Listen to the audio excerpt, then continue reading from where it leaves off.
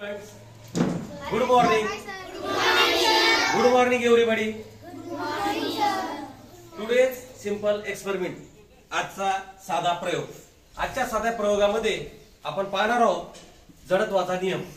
पण हा नियम आपल्याला समजून घेताना एक साधा आणि सोपा आपल्याला प्रयोग करायचा आहे.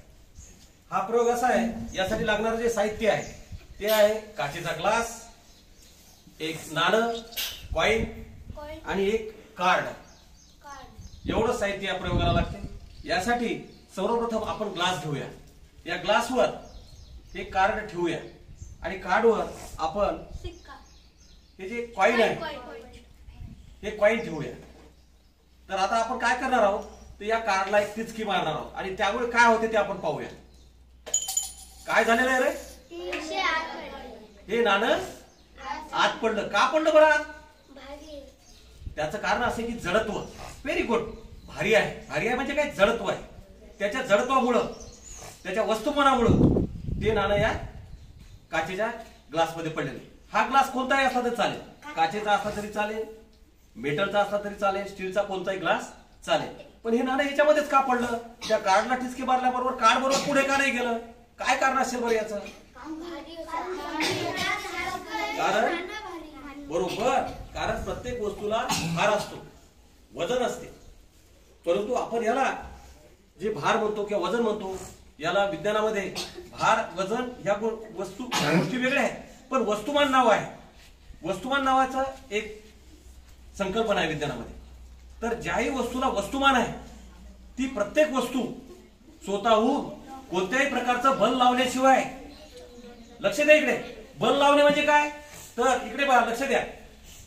बल लावणे म्हणजे आपल्याला त्याला जोर लावावा लागतो.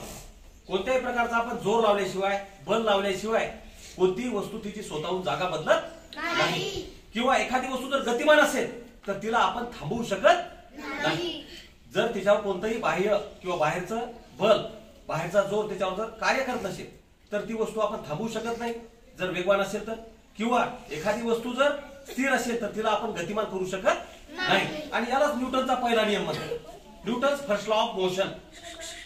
यालाच आता Newton's first law of motion हाच आहे. कोणत्याही वस्तूला आपण जर गतिमान करायची असेल तर तिला आपल्याला बल लावावं लागेल, आणि जर गतिमान असेल, तिला थांबवायचं असेल तरी सुद्धा आपल्याला बल लावावं लागेल.